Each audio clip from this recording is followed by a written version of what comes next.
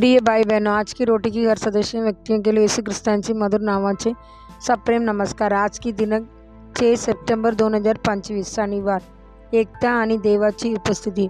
जिथे 2 किंवा 3 माझ्या नावाने एकत्र येतात तिथे मी त्यांचे मध्य आहे।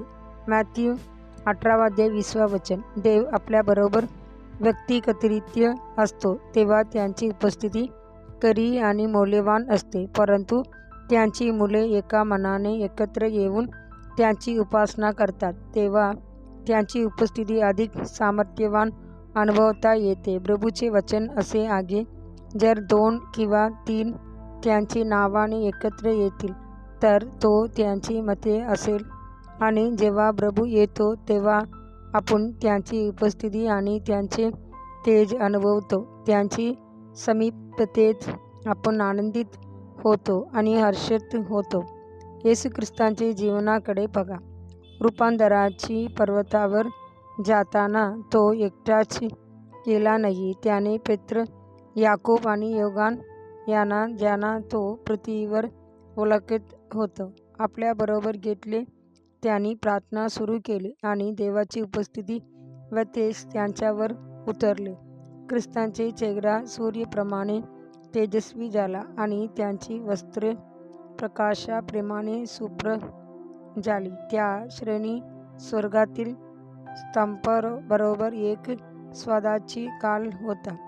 मोसे आणि एलिया, जे अनेक शतकांपूर्वी जगले होते, तिथे प्रकट झाले। जुन्या कराराच्या आणि नवीन कराराचा संगम ख्रिस्ताची उपस्थितीत झाला। रूपांतराच्या पर्वतावरचे ते अनुभव किती अद्भुत होते। मॅथ्यू 17:1-6 पारंपरेच्या प्रेषितांनी एका मनाने उभे राहून देवाची उपस्थिती अनुभवली म्हणून त्यांचे काळात चर्च वाढली आणि अग्नीप्रमाणे वेगाने पसरली। शास्त्र म्हणते, तेव्हा पेत्र 11 जणांबरोबर उभा राहून आपला आवाज उंचावून म्हणाला, यहूदियातील पुरुषपणे आणि यरूशलेममध्ये राहणाऱ्या सर्व लोकांनो, हे तुम्हाला ठाऊक असो आणि माझ्या शब्दाकडे लक्ष द्या। प्रेषितांची कृत्ये 2:14 पेत्र प्रचार करत असताना 11 त्यांच्या सोबत उभे होते। त्यांनी प्रेमाच्या बंधनात एकत्र उभे राहिल्यामुळे त्याच दिवशी 3,000 आत्म्याचे तारण झाले।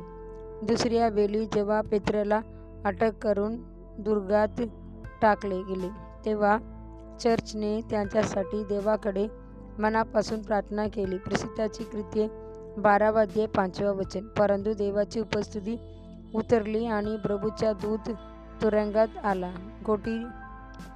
कोठीत प्रकाश चमकला आणि दूताने पेत्राच्या बाजूस स्पर्श करून म्हटले, लवकर उठ। त्याची हातातील साखळ्या खुलून पडल्या आणि तो स्वच्छपणे बाहेर आला।